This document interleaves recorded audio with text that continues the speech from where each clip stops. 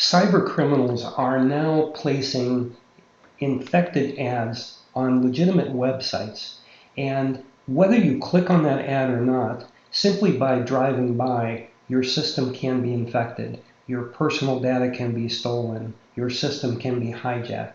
And especially given the fact that today, tomorrow are Amazon Prime days, I released earlier that 85% of the Amazon associated websites launched in 2024, a total of 1,200, 85% of them were fictitious. They were exactly the things we're going to talk about in this session. So I want to make you all aware of what these are, what the threat potentially is that you face, most importantly, how to protect yourself and what to do about it if you think you've been exposed to what's called malvertising. So let's talk about that. Malvertising is short for malicious advertising. It's the use of online ads either to spread malware and or to direct you over to malicious websites. These are going to be legitimate appearing ads, oftentimes in websites you're visiting already on a daily basis. And what the cyber criminals are doing is they're buying ad space either on these websites or through ad buy networks. Look, we're used to understanding malware and adware as something that requires an action on your part. Clicking on an ad that brings you to a malicious site or causes a malicious download. That's no longer the case. In fact, these ads under this malvertising model, sometimes just by what they call driving by, having the ads load on your computer is enough to install this malicious software. It's enough to infect your system. And in fact, much of the malicious software will intercept your browser requests. So when you type something in on Google that you may be looking for, the responses may send you to one of these malicious and fraudulent sites without you even realizing it. So it's important to be aware of this new trend and how to spot it. There are 5 main types of malvertisement approaches to be aware of. The first is steganography. And in the steganography attack, malicious code is embedded into an image. So you won't see it. It's not visible to the human eye. But if you were to look at the code, you can immediately recognize that that code is embedded. And as I mentioned earlier, if you've simply loaded that image on your screen, you may already be subject to this attack. The second is a little more threatening. It's called polyglot. And in this case, the image is both embedded with malicious code and it's also embedded with executing scripts. So when that image loads, not just is the code exposed to your system, but scripts are running in the background to redirect you, to take you to some of these fraudulent sites. Another one is the tech support scam, right? So your browser freezes up and you get a pop-up message that says, your browser is not functioning and contact IT support immediately. It's important to know that Apple, Microsoft, they will never reach out to you proactively. So nearly 100% of the time, when something malfunctions in your system, you should immediately suspect that there's been some type of intrusion. Certainly don't call that phone number.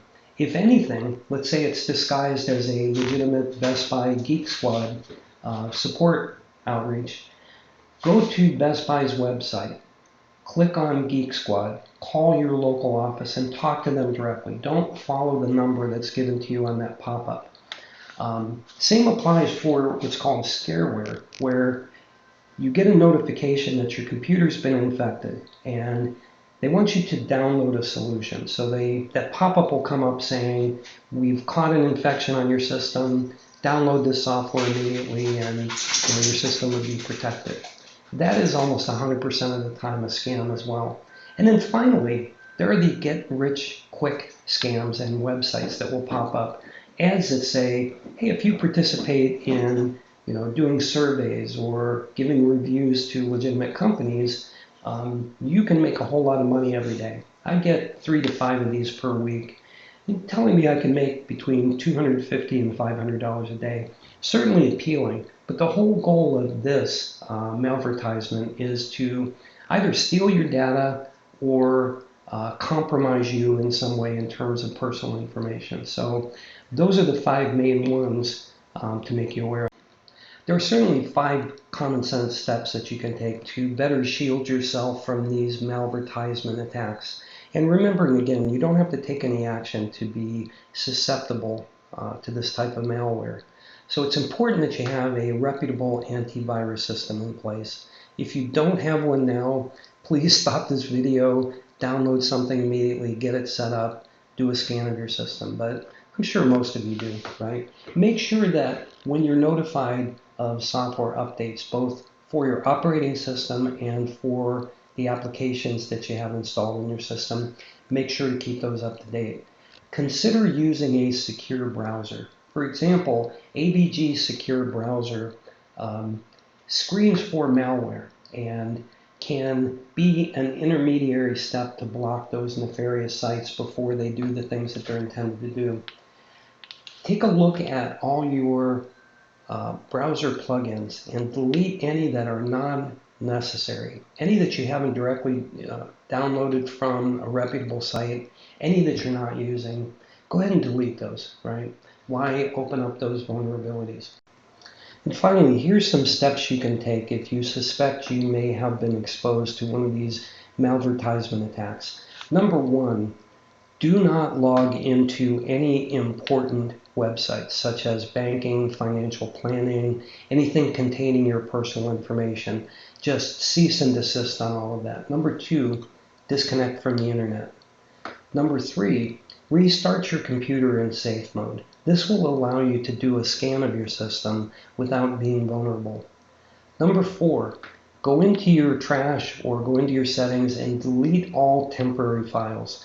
This is often where you can find those malicious codes set up and installed, and just delete them and double delete them and get them off of your system. If you go to your task manager and take a look at the programs that are using up the majority of your memory and the majority of your CPU use, and if these are not programs you yourself are actively using or that are supportive of a program you yourself are actively using, these may be the culprit, and you want to go in and delete them as well. And then finally, and probably goes without saying, run a malware scan and make sure your system has not been infected. My name is Philip Macko. I'm a 5-time published author and host of the Muddy Waters podcast and YouTube series. And listen, if you got something from this episode, please do share with friends. If you haven't done so already, click the thumbs up button. Please click subscribe. I promise on a weekly basis to update you on all the latest trends, all the cybersecurity threats, how they go about it, how to protect yourself, how to be aware of what's going on. And we have an accelerated threat climate, so it's important to stay aware, stay informed, and stay protected. Thank you for joining me. I hope to see you on a future episode.